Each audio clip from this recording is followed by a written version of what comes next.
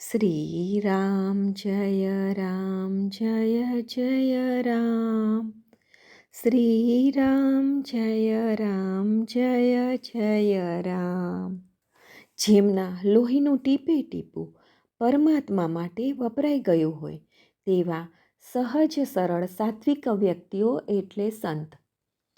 આવા જ એક સંત એટલે શ્રી બ્રહ્મ ચૈતન્ય મહારાજ ગોંદવલેકર. ઈસવીસન 1845થી 1913 સુધી તેમનો જીવનકાળ ગણાય છે. શ્રી તુકામાઈ મહારાજના ગુરુ હતા. મહારાજે આપેલા પ્રવચનોની ભાષા સહેલી છે અને પ્રત્યક્ષ અનુભવની કસોટીમાં કસાઈ ચૂકેલી વ્યવહારુ શિખામણો છે.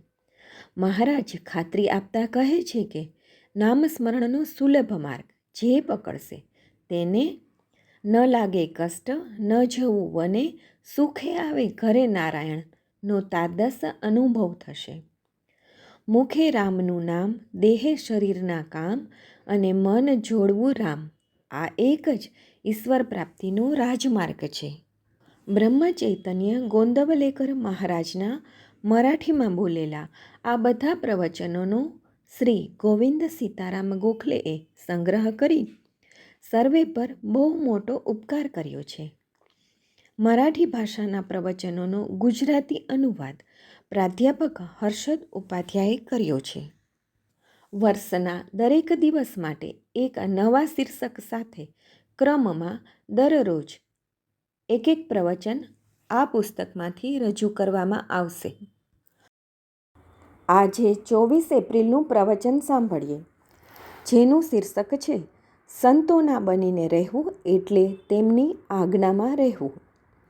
હું જીવતો રહું એ જેટલું જરૂરી છે એટલી જ પરમાત્માની ઓળખ કરી લેવાની જરૂર છે. દુનિયામાં કોની ટીકા થતી નથી. પરમાર્થમાં લાગ્યા તો સંસાર બરાબર કરતા નથી એમ ટીકા થાય છે.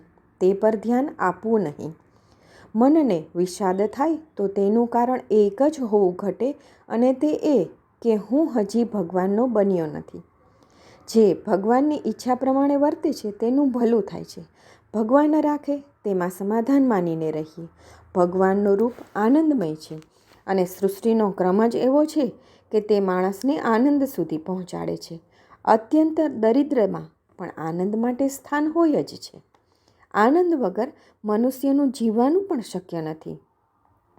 હું મૂળમાં જ આનંદરૂપ છું તો પછી આ ગાડા ભરીને દુઃખ આવ્યા ક્યાંથી? મને દુઃખ થાય છે તે મારી કશેક પણ ચૂક થાય છે એટલે હું ચૂક્યો છું કે બરોબર છું એવી શંકા પણ મુક્ત આત્માને થતી નથી. કારણ તે અને દેવ એક જ હોય છે. બુદ્ધિશાળીને પણ શંકા થતી નથી કારણ તે દેવને જાણતો જ નથી. તે કહે છે બધું જે કંઈ કરું છું તે હું કરું છું અને દેવ જેવું કંઈ છે જ નહીં. મુમુક્ષુને જ માત્ર દેવને મેળવવાની એ ઈચ્છા થાય છે અને એ ઈચ્છા તીવ્ર થાય ત્યારે સંતની ભેટ થાય છે.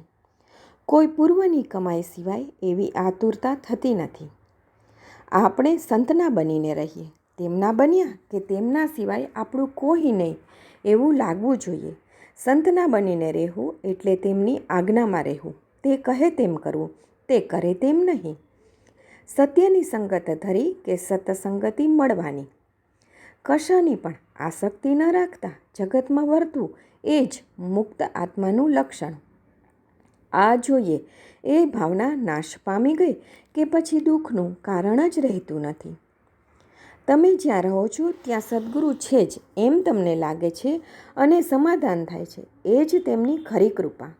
શ્રદ્ધાથી જે કામ થાય છે તે તપશ્ચર્યાથી થતું નથી. આપણા ગુરુના કહેવા પ્રમાણે કરવું એ જ આપણો પરમાર્થ. ગુરુ એટલે સાક્ષાત પરમાત્મા. તેમની આજ્ઞા પાડવી એ જ આપણી તપશ્ચર્યા. એનાથી બીજું કંઈ કરવાની જરૂર છે એમ લાગવું નહીં જોઈએ. મારા મનના વિકાર જતા નથી એમ સારા માણસને પણ લાગે છે, પણ એ જતા નથી એમ ગોખ્યા કરવાથી તેનો ધ્યાસ લાગીને એ ઉલટા વધવાના. તે પર ધ્યાન નહીં આપીએ. નામ લેવું એ આપણું કામ. તે કરતા રહીએ એટલે વિકાર આપોઆપ જ કમી થતા જશે. માત્ર મનની પાછળ દેહને ન જવા દઈએ એટલું ધ્યાનમાં રાખવું જોઈએ. સંતની આજ્ઞાને પ્રમાણ માનવી એ જ અનુભવ આવવા માટેનું સાધન છે. અસ્તુ. જાનકી જીવન સ્મરણ. જય જય રામ.